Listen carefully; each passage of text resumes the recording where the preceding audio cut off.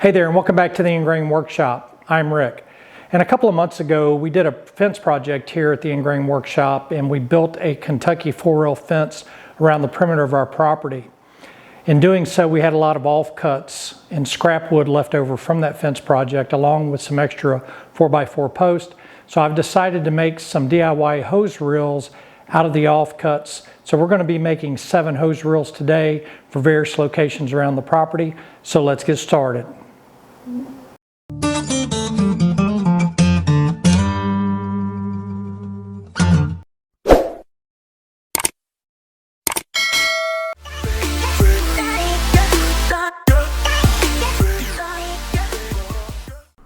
So we're going to start this project with some cutoffs from our previous fence project.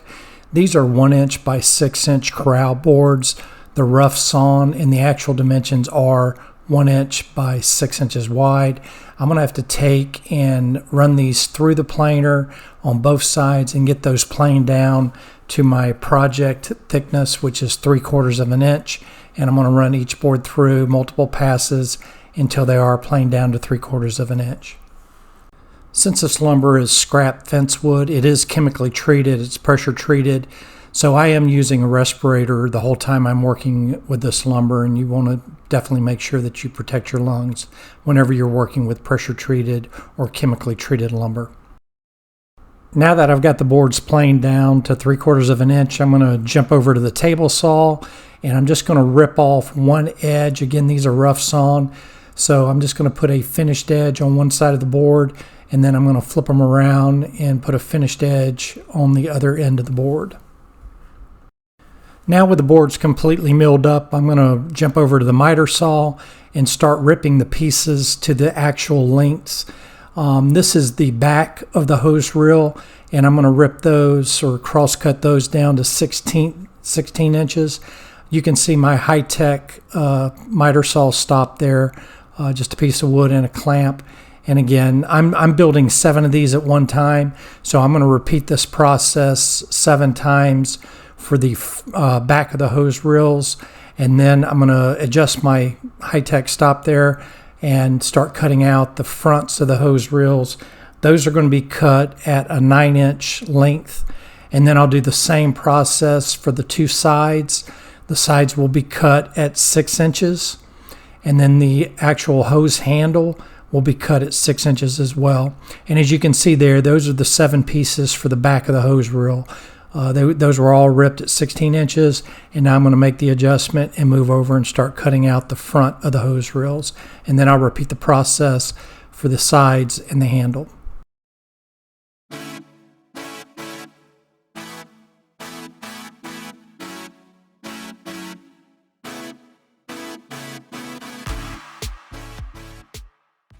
So the width for the back of the hose reels are going to be 5 3/4 of an inch. And the boards were already trimmed down to that. So now I'm taking the front of the hose reels. These are the 9" length pieces, and I'm ripping those down to 5 inches for the width. And I'll do that for all 7 pieces. And then once I get the fronts of the hose reels ripped down to the actual width, I'll move over to the sides, and I'll rip the sides down to 4 1/4 inches wide. Those are the 6" pieces. And then for the handles, I'll rip those down to 1.5 inches. So the width for the handles will be 6 inches long by 1.5 inches wide.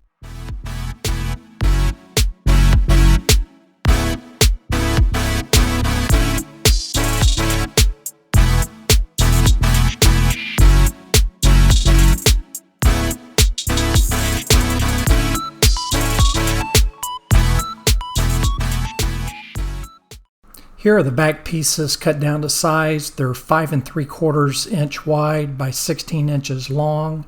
Next to those are the front of the hose reels, and those are 5 inches wide by 9 inches. And then you see the sides, which are 6 inches by 4 1/4 inch, and then the handles, which are 6 inches by 1.5 inch. Now I'm going to take the front pieces of the hose reel, and I'm going to measure down 1.5 inches on both sides of the front, and then I'm just going to take a paint can and draw an arch from each 1.5 inch mark, and this is where I'll cut the arch for the front of the hose reels. And once I get them all marked out, I'll take those over to the bandsaw and cut those arches out. So here I am at the bandsaw cutting out the arch on the front piece of the hose reel. Once I get this first arch cut out, then I'll just repeat the process for all 7 that I'm currently building. So now with the arches cut out on the front pieces, I'm going to move over here to the belt sander and just sand the edge of the arch just to make sure they're nice and flush, and just to take off the saw marks from the bandsaw. Now I'm going to draw out the handle of the hose reel. This is the 1.5 inch wide by 6 inch long handle piece that we cut out earlier. I'm going to take a 3-inch template and just make a radius on one end of the handle. This will represent the bottom of the handle. Then I'm just going to measure over a 1/2 inch, and then at the 1/2 inch mark I'm going to make a back-to-back radius, and this will be the top of the handle. This is where the actual handle will sit. It kind of makes a cradle for the handle to sit in, but by no means do you need an actual 3-inch round template to make this design. You could freehand it if you wanted to, and if you needed to, that's what I would recommend, just freehanding the first one and then cut it out and use that as a template if you're making multiples. But at the end of the day, this is what it's going to look like, and we're going to cut that out over at the jigsaw. So I misspoke earlier. I'm not going to cut it out with the jigsaw. I'm going to take it over here to the bandsaw and cut it out. You could cut it out with a jigsaw, but it's just such a small piece. It's probably safer and would be a lot easier to do it on the bandsaw. So just like we did for the hose reel fronts, we're taking the handles over here to the belt sander, and we're just going to sand the radiuses. And again, this is just to remove the saw marks from the bandsaw, and once we get those smooth, then we'll be able to route some roundovers on the edges. Next, I'm going to take the back pieces and I'm going to measure up 1.5 inches from the bottom of the back piece. I'm going to do that on both sides, and then we're going to take and cut a 45 at the bottom corners of the back pieces just to give it a more decorative look.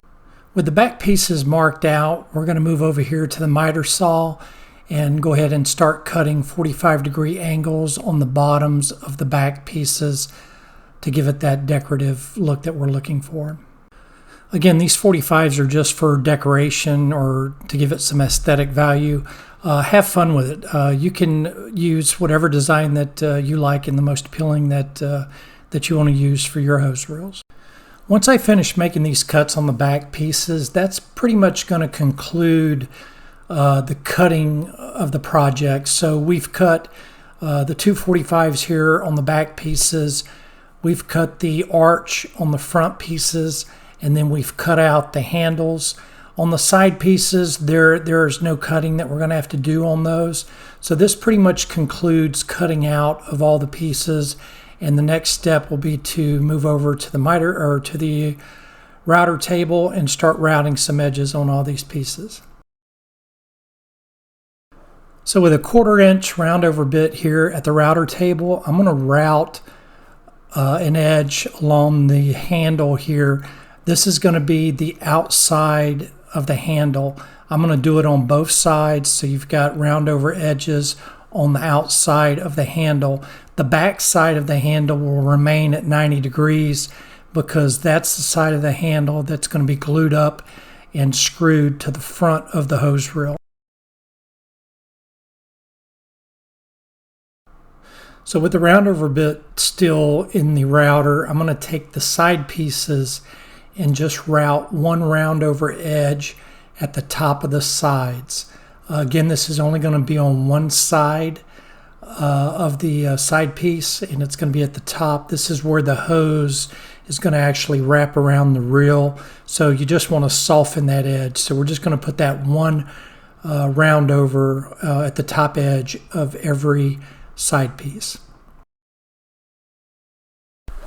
Before we can route the round over on the front pieces, we need to take and measure up from the bottom 7 inches, and make a mark on both sides of the front piece. This is going to be the starting and end point of our round over. And again, we're going to be rounding over both sides of the front piece.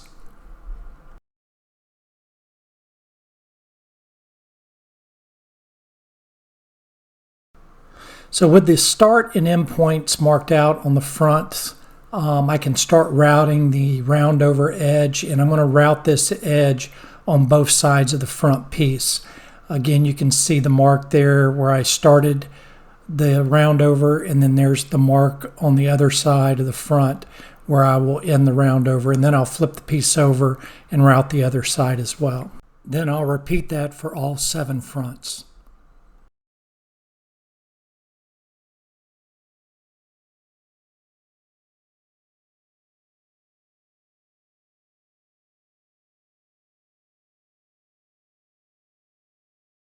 So now we're done routing our roundovers, and we're going to start routing our cove profile. So I'm going to measure up 6 3/4 inches from the bottom on the fronts. And this is going to be similar to the roundover cut we're going to take, and this is going to be our start point for the cove profile, which is going to run along the side of the front, and it's going to be on both sides.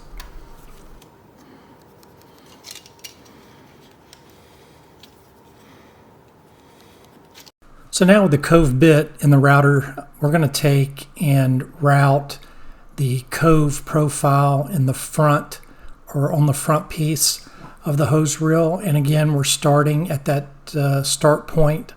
We're going to route both sides and the bottom. So just make sure that when you're routing the other side, that you make sure that you stop where your 6 3/4 inch mark is. And again, we're only doing this on one side of the front. Unlike the roundover, which is on both sides of the front, the cove profile is only going to be on the front side of the front piece. With the cove bit still in the router, we're going to take our back pieces now, and we're going to route the cove profile around the entire perimeter of one side of the back. And again, this is going to be the side that's going to be facing out, that you're going to see. The back side of the back will not get a profile cut along it. It will just stay flush. Next, we're going to head over here to the drill press, and we're going to start drilling out some plugs.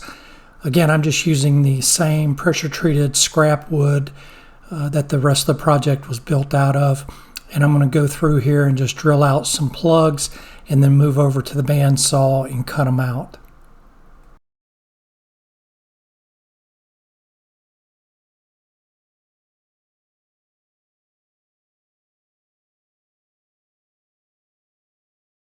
With a countersink bit in my drill press, I took the front pieces, I measured up from the bottom 1.5 inches, made a mark, and then I measured up from the bottom 4.5 inches, made a mark.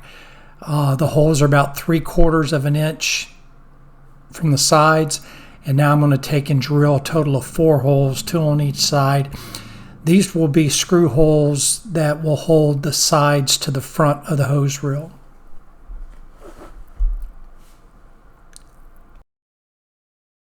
Now we're going to start assembling the sides to the front piece. The first thing I'm going to do here is just run a bead of glue down one side only, and then I'll take the front piece, lay it over the top, clamp it to the table, then I'll pre-drill the holes from the front to the sides, and then I'll drill 2.5 inch galvanized screws that will fasten the front to the sides, and then I'll flip the piece over and do the other side.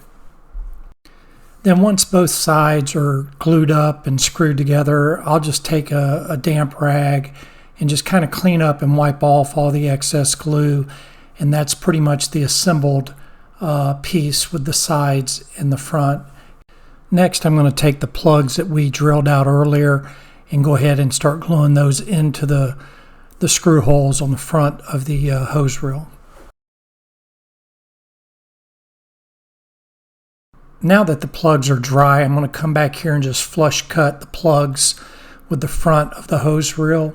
Once I get all the plugs flush cut, I'll come back with the random orbital sander and sand the entire front and both sides.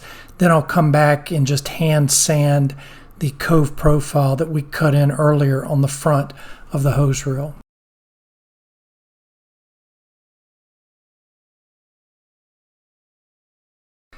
I bet you thought we were done routing. Well, we've got to route one more cove profile, and this profile is going to run along the bottom of the sides and the front, and it's just much easier to route this profile once you have the sides and the front assembled together.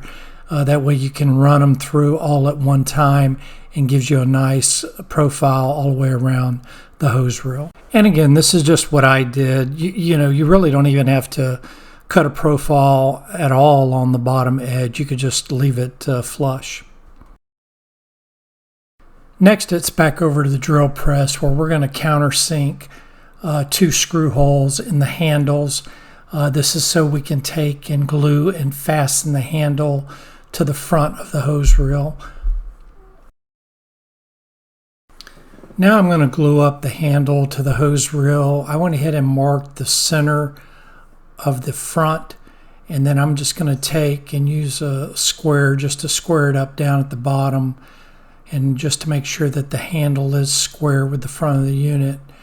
Then I'm going to take and pre-drill through the front, and then take and screw the handle to the front using 2.5-inch galvanized screws. Then I'm going to come back and install the plugs for the screw holes. This was one of the first mistakes I made in the project. Had I been able to do it again, I would have went ahead and mounted the back first and then installed the handle at the very last. So just like with the other plugs, once they were dry, I just flush cut them, and then I came back with the random orbital sander and just hit the handle with the sander just to clean everything up.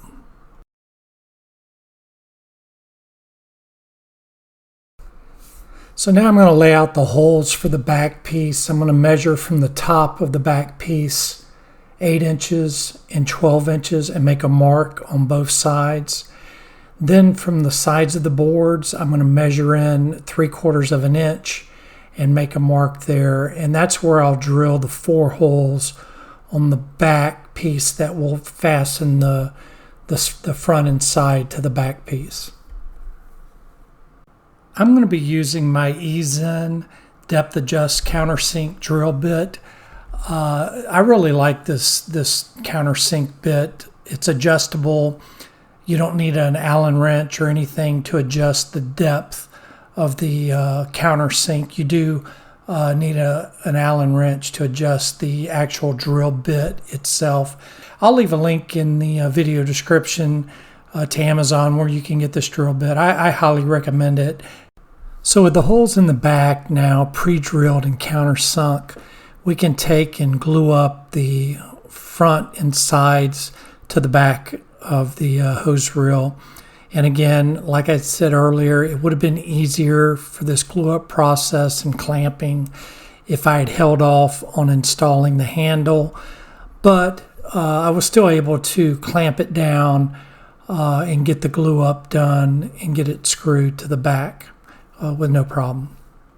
And again, once I pre-drill the back, I'm going to take and use 2.5-inch galvanized screws to screw the back onto the hose reel. Since this is going to be the back, I'm not using plugs to plug in the screw holes. They are countersunk, so they'll sit flush against the 4x4 post I'm going to mount the hose reels to. But other than that, that's it. I did not plug these screw holes.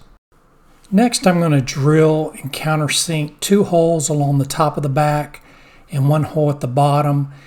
These screw holes are going to be used to fasten the actual hose reel to a 4x4 fence post. I think I just measured down from the top 1.5 inches and then 1.5 inches from either side. And then I'm going to take and drill and countersink 2 holes here at the top. And then at the bottom, I'm just going to drill 1 hole in the center of the back of the hose reel. Here are all 7 hose reels completely assembled, sanded, and they're ready to go. I am going to take and stain them the same color that we stained our fence just so everything matches. And I'm also going to stain the 4x4 post the same as well. So as far as the stain goes, this is just a stain that was purchased at one of the big box stores. I believe it's a Valspar semi-transparent.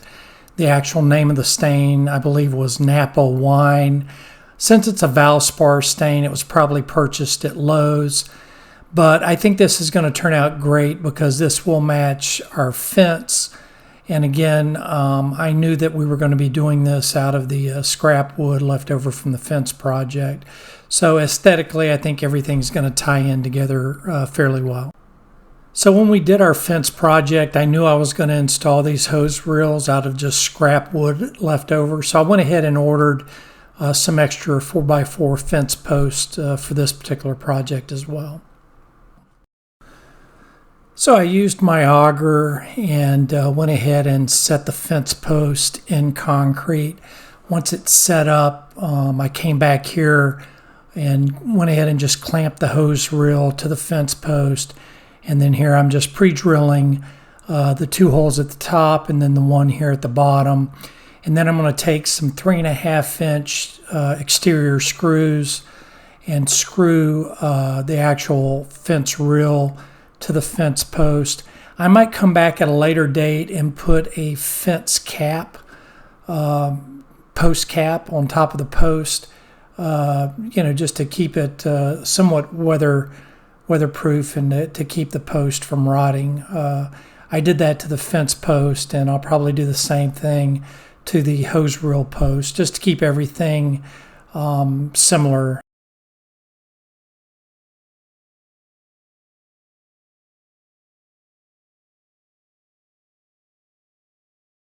So here's the completed hose reel with an actual hose and nozzle installed.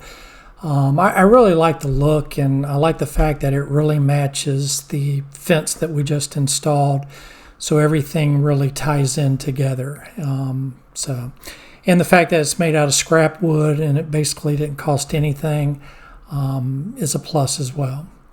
I hope you guys enjoyed the video, and I think that's going to pretty much wrap it up.